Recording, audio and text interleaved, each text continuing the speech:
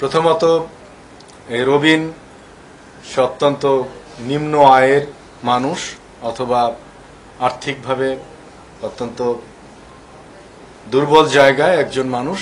তার যে দুর্বলতা পুঁজি করেই এই ঘটনাটি ঘটেছে। সে মিরপুরে গত 2023 সালের এপ্রিল মাসে জনৈক মাসুম নামে এক ব্যক্তির সাথে পরিচয় হয়।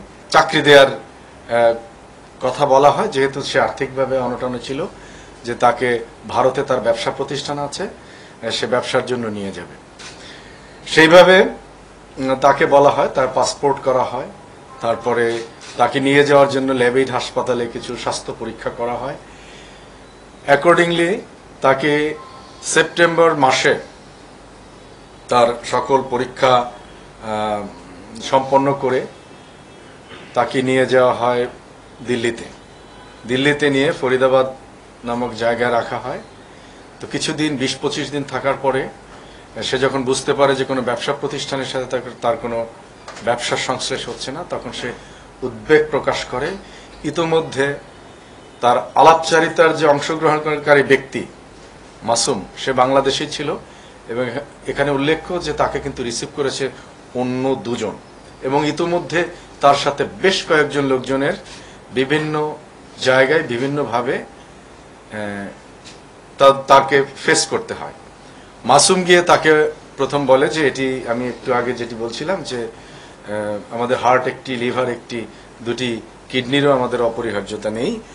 সেভাবে বলে তাকে একটি কিডনি বিক্রি করার জন্য সে প্রলুব্ধ করে এবং সেই সাথে সাথে চাপও সৃষ্টি করে। তো পরবর্তীতে যেভাবেই হোক সে রাজি হয়। রাজি হওয়ার পরে তাকে নিয়ে যাওয়া হয় দিল্লির এশিয়ান হসপিটালে। সেখানে তাকে পরীক্ষা করা হয়। বিভিন্ন পরীক্ষা যখন করানো হয় হসপিটালে, সেটি যখন শেষ হয়, পরবর্তীতে তাকে গুজরাট কিডনি স্পেশালাইজড হসপিটালে নেওয়া হয় এবং সে ভারতে যায়।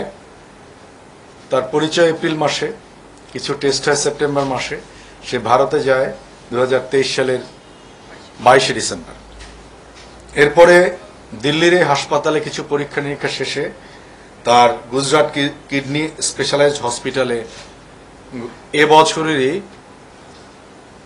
4 মার্চ তার বাম পাশের কিডনিটি তার অস্ত্রোপচারের মাধ্যমে খুলে নেওয়া হয় এবং এই রবিন গত 19/3/2024 তারিখে দেশে ফিরে আসে। এরপরে রমনা ডিভিশন তথা ধানমন্ডি থানা police, assistant police commissioner, additional police commissioner, তারা কনজিকিউটিভ ড্রাইভ দিয়ে ইতিমধ্যে আরও একজনকে গ্রেপ্তার করেছে এবং অভিযান চলমান আছে। এই 3 জনকে যে গ্রেপ্তার করা হয়েছে, তাদের কাছে যে তথ্য পাওয়া গিয়েছে সেটি অত্যন্ত ভয়াবহ বলা যায়। এই কারণে দুঃখিত যে তাদের এ ধরনের কাজকর্ম তারা বেশ কিছু করেছে এবং এখনো বেশ কিছু কাজকর্ম তাদের পাইপলাইনে রয়েছে। আমাদের অভিযান চলছে। আমরা আশা করি যে এই যে সংঘবদ্ধ অঙ্গহানি করার অপরাধ চক্রটি, তাদেরকে রবিনের যে অভিযোগ তার মাধ্যমে তাদেরকে ধৃত করা যাবে এবং তাদেরকে আইনানুগভাবে বিচারের মুখোমুখি করা যাবে। এবং আমরা মনে করি যে আমাদের যে 1999 সালের মানব দেহের অঙ্গ প্রত্যঙ্গ সংযোজন আইন যেটি রয়েছে, সেই আইনের যে অপরাধ, সে অপরাধ যাতে কেউ সংগঠিত করতে না পারে, যেন আমাদের প্রান্তিক মানুষদের কেউ ফুসলিয়ে বা ভুলিয়ে ভালিয়ে কোনোভাবে তারা অঙ্গহানি করতে না পারে, সেই বিষয়ে সকলে যেন সজাগ থাকে।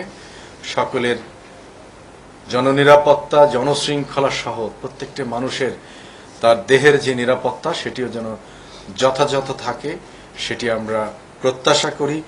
এ বিষয়ে সকল মানুষের আমরা সচেতনতার প্রত্যাশা করি। আপনাদের মাধ্যমে আমরা চাই যে প্রতিটি মানুষ যেন দেশের প্রচলিত আইনের মধ্যে থাকে এবং তাদের স্বাস্থ্য এবং দেহের সুরক্ষা থাকে।